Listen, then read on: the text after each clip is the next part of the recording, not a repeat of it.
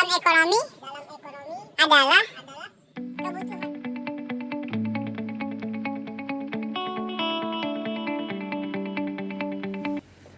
Jumpa lagi dalam pelajaran ekonomi kelas 10. Kalau di episode 1 dan 2 kita sudah membahas mengenai definisi ilmu ekonomi. Kemudian kita juga sudah membahas mengenai masalah dasar dalam ekonomi. Lalu mengenai macam-macam kebutuhan. Maka kali ini kita akan membahas mengenai macam-macam alat pemenuh kebutuhan. Untuk memenuhi kebutuhan manusia yang berbagai macam, manusia membutuhkan alat pemenuh kebutuhan. Kita bisa bedakan alat pemenuh kebutuhan manusia menurut wujudnya, cara mendapatkannya, tujuan kegunaannya, proses pembuatannya, dan hubungannya dengan benda lain.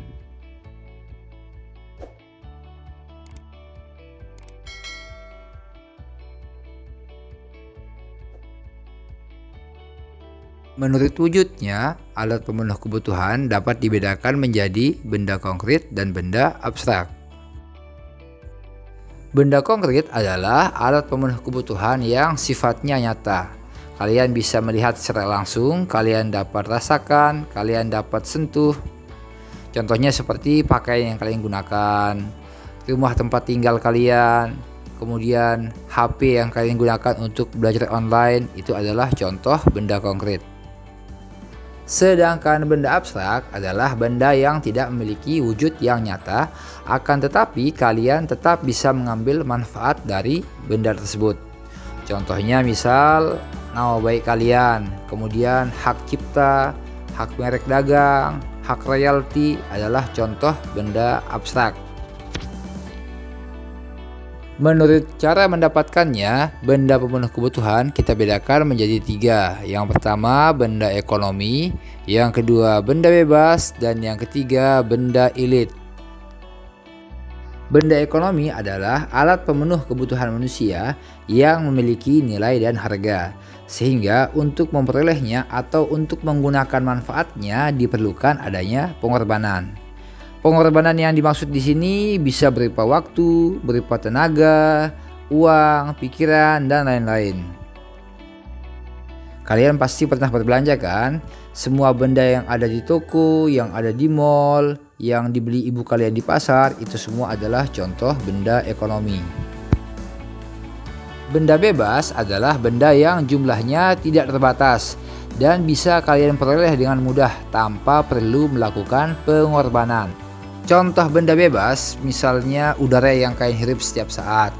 Itu semua bebas kalian gunakan tanpa kalian perlu membayar kepada orang lain.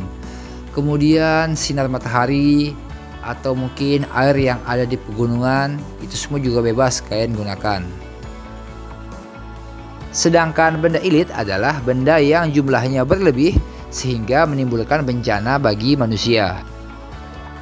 Contohnya misal api. Dalam kondisi yang berlebih, api bisa menimbulkan bencana bagi masyarakat. Sedangkan dalam kondisi yang normal, api memiliki banyak manfaat, seperti bisa membantu untuk memasak dan lain sebagainya. Pertanyaan untuk siswa kelas 10 Semanda, apakah barang ekonomi bisa berubah menjadi barang bebas? Atau barang bebas bisa berubah menjadi barang ekonomi? Silahkan jelaskan jawaban kalian.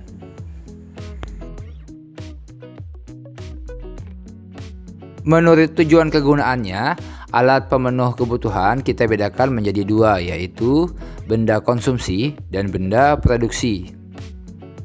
Benda konsumsi adalah benda yang siap pakai dan bisa langsung digunakan untuk memenuhi kebutuhan manusia tanpa harus melalui kegiatan produksi lagi. Contohnya makanan, minuman, sepatu kalian, alat tulis. Mungkin sebagian dari kalian masih berpendapat bahwa kegiatan konsumsi adalah kegiatan menghabiskan makanan dan minuman. Tetapi sebenarnya kegiatan konsumsi adalah kegiatan menghabiskan atau mengurangi nilai guna barang atau jasa. Contohnya misal kalian menggunakan tas, berarti kalian telah melakukan konsumsi atas tas. Walaupun tas itu tidak langsung habis, tetapi kalian sudah mengurangi nilai guna dari tas yang kalian gunakan tersebut. Sedangkan benda produksi adalah benda yang digunakan untuk menghasilkan barang yang lain dalam proses produksi. Benda produksi juga disebut dengan istilah benda modal. Contohnya, kapas sebagai bahan baku kain, kemudian tepung beras untuk bahan baku kue, atau mesin jahit yang digunakan untuk menjahit pakaian. Menurut proses pembuatannya, benda kita bisa bagi menjadi 3, yaitu benda mentah, benda setengah jadi, dan benda jadi. Benda mentah yaitu benda yang belum mengalami proses produksi sama sekali, misalkan kapas, kayu, rotan, padi, tembakau. Benda setengah jadi adalah benda yang sudah melalui proses produksi akan tetapi belum siap pakai. Benda setengah jadi masih perlu melakukan proses produksi lagi supaya bisa digunakan manfaatnya oleh konsumen. Contoh benda setengah jadi misalnya benang yang dibuat dari kapas. Benang belum siap pakai akan tetapi perlu diolah lagi menjadi kain supaya bisa langsung digunakan oleh konsumen. Benda jadi adalah benda yang sudah melalui proses produksi dan sudah siap digunakan untuk memenuhi kebutuhan konsumen atau masyarakat. Contohnya sepatu, pakaian, roti, minuman.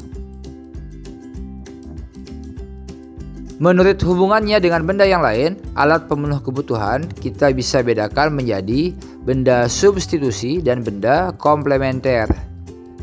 Benda substitusi adalah benda pemuas kebutuhan manusia yang fungsinya bisa menggantikan fungsi benda yang lain.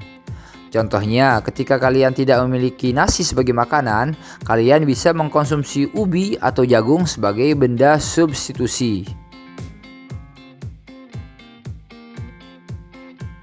Sedangkan benda komplementer adalah benda yang kegunaannya saling melengkapi satu sama lain. Tanpa adanya barang yang satu, maka barang yang lain akan mengalami penurunan fungsi atau bahkan tidak dapat digunakan sama sekali. Contoh benda komplementer kalian bisa lihat di jalanan. Semua kendaraan yang menggunakan mesin pasti memiliki barang komplementer berupa BBM. Seandainya BBM tidak ada, maka kendaraan tersebut tidak akan bisa digunakan sebagaimana mestinya. Atau contoh yang lain yaitu pulpen dengan tinta. Jika pulpen kalian sudah tidak memiliki tinta, maka pulpen kalian tidak akan bisa digunakan lagi untuk menulis.